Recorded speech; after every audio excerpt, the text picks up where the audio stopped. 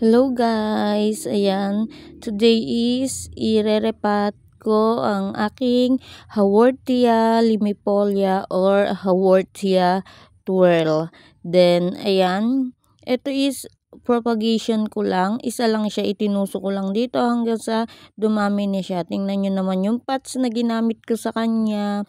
Then, today is irerepat natin siya sa mas malaking pot para mas dumami siya at maging lush. Then, ayan, ang super lush na to. Ito is ganito ko lang siya nabili. Ayan, then, ayan, naging ganyan na siya karami. Then, at nag-flower na to once lang. At nang naging lush siya is hindi pa siya nagbibigay ng flower sa akin. Then, ayan, today is irerepat ko itong aking mga Haworthia sa mas maayos na pots at mas malaking pots. Then, ayan, itong propagation ko muna ang aking uunahin. Then, ayan, ito is maliit lang.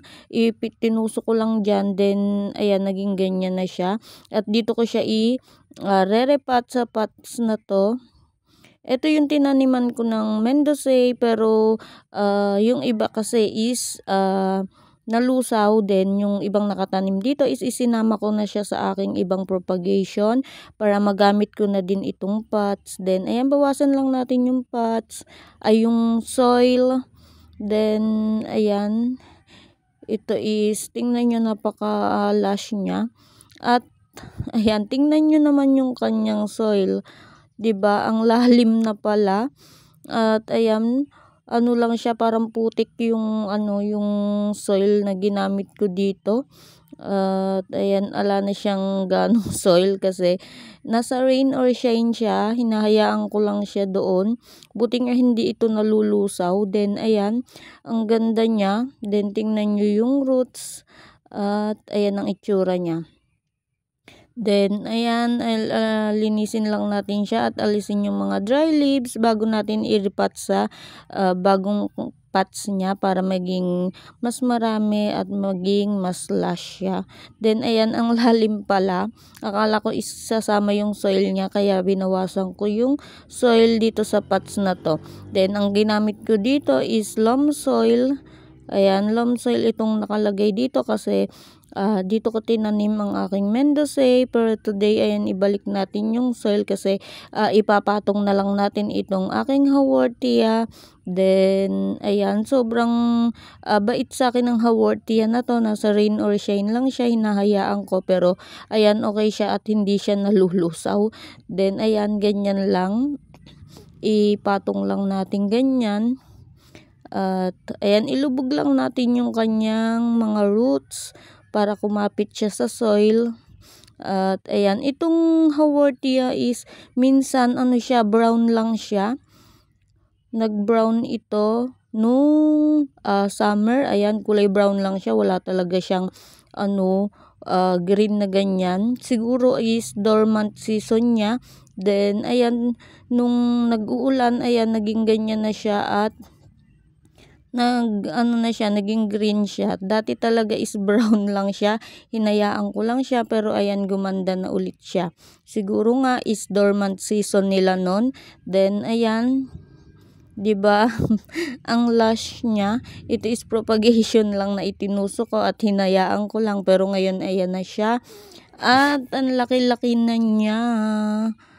Then ayan, dagdagan lang natin ng konting soil. At ayan, nagka-space na sila.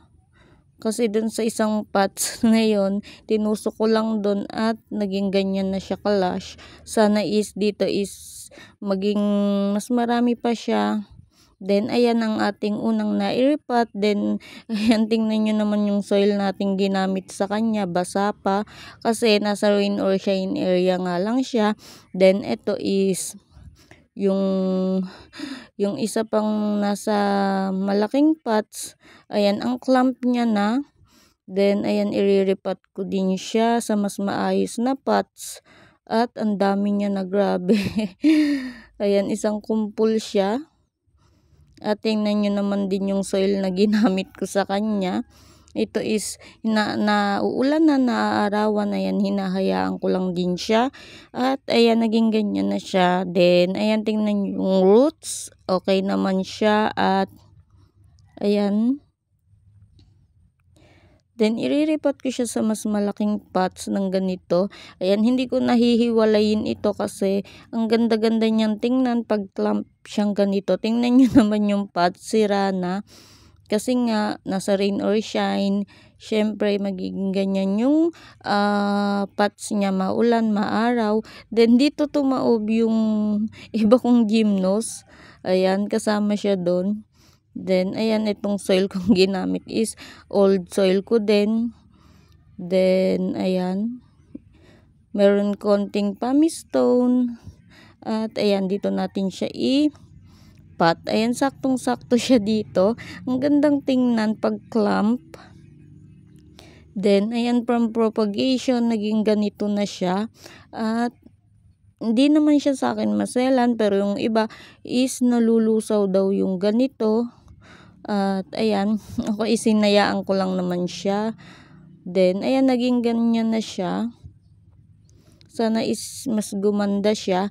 Nung hindi ko siya pinapansin is ang gumanda siya. Ewan ko lang ngayon na inayos natin siya. Then ayan, ang ganda-ganda niya, 'di ba? Ang sarap sa mata ng kanyang color. Then meron pa na to is variegated naman siya. Pero medyo pricey kasi nga ang ganda-ganda.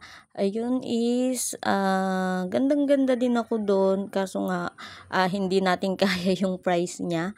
Then ayan, dito muna tayo sa mga non-variegated pero maganda. At ayan, nakakatuwa kasi ganito na siya kalash at napaka ano niya na rame. Then ayan, ang ganda niya, 'di ba? At ayan, itong maliliit is repat ko na din sa white pots na to. Ayan. Dito ko muna sila itatanim at maganda silang tingnan. Kagaya ng aking haworthia na zebra. Then ayan, maglalagay muna ako ng soil at ayan, nilagyan ko na lahat. Then ayan, ito ganito lang siya nung nabili ko for 100 pesos yata. At ayan, sobrang tagal na to kasi nung kasagsagan pa lang ng mga plants o nung uso pa yung mga plants nung pandemic din, ayan, binili ko siya. At ayan, ito is meron na ding mga babies, ayan, no. At ayan, i-propagate na din natin sila para mas lalo pa natin silang maparami. Then ayan, ito is may mga babies na din. Ayan, ang ganda nila, 'di ba? Then napakasimple lang nila. At ayan, dito natin sila i-rerepat. At ayan, ganyan lang yung gawin natin. Itanim lang natin siya. Ito is lalagyan ko ng toppings kagaya ng aking zebra plant para mas maganda siyang tingnan at parang mas malinis siyang tingnan pag merong toppings. Ilalagay ko siya doon kasama ng zebra at andun lang siya sa shaded area. Then ayan, nakakatuwa kasi biruin mo ganito lang siya kaliit at isa lang siya dati, pero ngayon is napakarami niya na at napaka-lush. Then ayan, ang ganda, 'di ba? Ang ganda ng color talaga nila. Then ayan, parang ayusin natin kasi gumagalaw-galaw siya. At ayan, para hindi siya gagalaw-galaw is natin siya, itanim natin siya ng maayos. At ayan, ilubog natin siya. At ayan na siya. At ito namang isa, bali 3 pots ang ating itatanim dito. Yung iba is may mga babies na kaya mas dadami pa siya. At ayan, Ang ganda niyang tingnan talaga. Lalo na siguro pag nalagyan natin ito ng toppings. At ayan, napakarami na nating Haworthia limifolia or Haworthia twirl. Then, ayan, padamihin natin sila ng padamihin. At ayan, dito na tayo sa may last na pots. At ayan, tingnan nyo yung roots niya.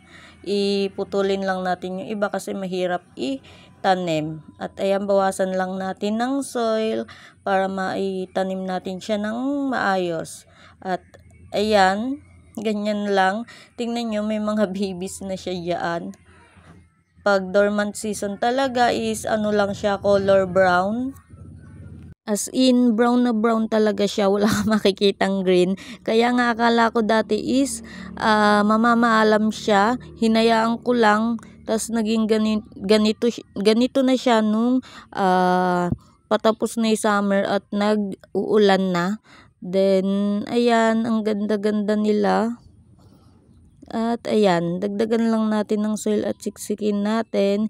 Hindi ko siya pupunuin kasi nga lalagyan ko siya ng toppings. Then this one, ito yung tinaniman ko dati ng aking mga succulent at dito ko ilalagay itong natira para din parang ano na natin siya, propagation. At ayan, pagsamasamahin ko na dito. Then sira na kasi yung pots na tinaniman natin. At ayan, ito maliliit lang siya yung natira. Pagsasama-samahin ko na dito para once na lumaki ulit siya is meron na ulit tayong i-repat. Then ayan, napakarami ko ng Haworthia. Then kung yung mga nasa malalaking pots is hiwa-hiwalay ko or ipinropagate ko is napakarami nila. At ayan ang ating Haworthia, napakarami na nila. Then, ito is gagawin nating propagation para maparami pa natin silang lalo. At ayan, nairipat na natin ang aking mga Haworthia. Ayusin lang natin yung soil na to. At ayan, lalagyan ko din sila ng fertilizer mamaya. At ayan, tapos na tayong mag-pots. At ayan na sila. Then ayan, tingnan nyo ito. At ayan na ang aking mga nairipat na Haworthia at naipropagate. Ayan, sobrang dami na nila. Ayan, kung sino may gusto, punta lang kayo dito sa bahay. At ayan, napakarami nila. Then ayan, ang ganda. Sana is mas lumaki at maging healthy sila. Lalagyan ko sila ng fertilizer para mas maging healthy sila. Then ayan, napaka-lush, nakakatuwa. Kasi iisa lang siya nung nabili ko. At ayan guys, ang ating naipropagate na mga Haworthia. Thank you for watching guys, and thank you for always supporting. Bye!